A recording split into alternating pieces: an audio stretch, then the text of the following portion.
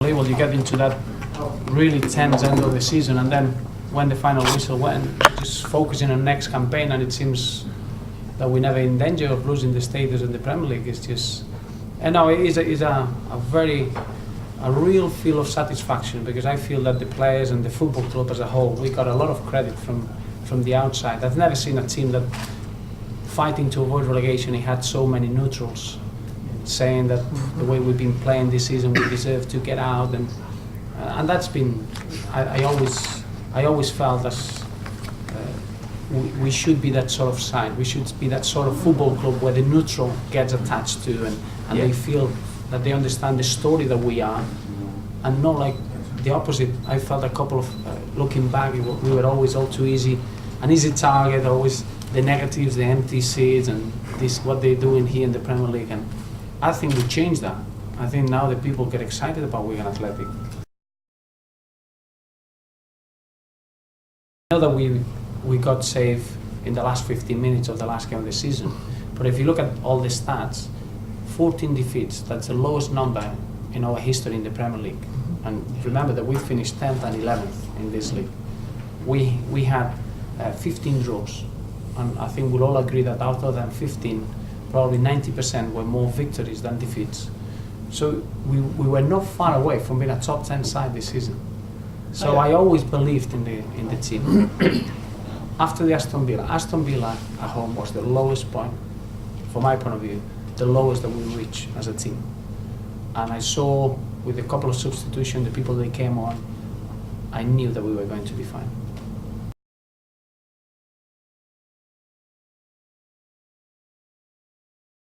A player coming out in a full stadium, it really gives you a great feeling.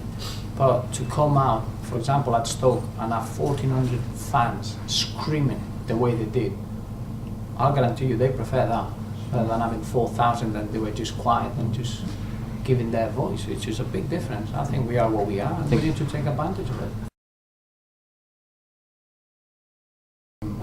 I really wanted to be competitive this season, and I think the second half of the season we've been as competitive as I ever seen Wigan Athletic in the Premier League, and that's a very good sign. But I think we are where we expected to be. Now, next season we have to start in the way we finished the season, and we need to finish top 10. That doesn't mean that it has to be a pressure. It doesn't need to be a disappointment if we don't get top 10. That has to be our ambition as a football club, but we need to realize that staying in the Premier League again will be a great achievement.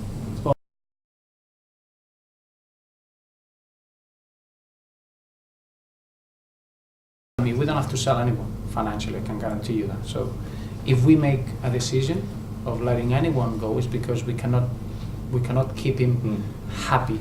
And if you cannot keep players happy, and happy I mean happy means that you, as a player, you need to see that the next season is going to improve you as a player, and it's going to be a fresh challenge, and it's going to take you into a different level. When you got players like that, the football club goes to a different level. If not, to keep someone that is not going to give you anything, it can be very unhealthy, and it can be negative. So if we sell anyone, it's going to be for the right price and in our terms, and that means that the football club will be in a better position.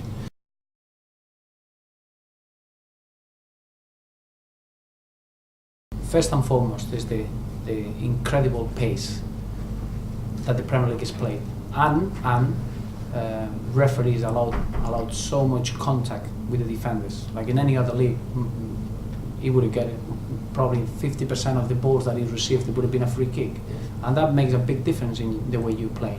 And then there were 2 or 3 key moments. If you remember the goal that or the header that he had against Sunderland, the goal disallowed against Chelsea.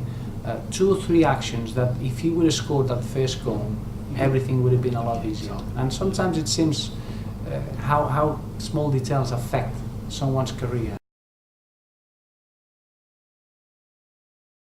It was the most improved player in the SPL. As you know, we follow the SPL quite closely, and we follow the Dutch league and the German league quite closely. And he was the standout player, the most improved player over the season. So then all of a sudden is a player that we felt he could fit in with us really well. Then with Mauro moving away, we needed a striker, and he brought something different. Connor's got everything to be a real top player in the Premier League. We have to be patient with him because he's a big jump. But as you saw, the goal he scored against West Ham is as good as it gets. To have that decision making in the box, that coolness, but then that power and strength. He's a very complete player, and I know the fans are already taking on him. I wanted to be a little bit patient and help him to develop, because it's not the finished article now, but he's going to be a big player. We spent £400,000 on him, and it's fair to say that he's 3 or 4 times that price already. But we need to be patient with Connor.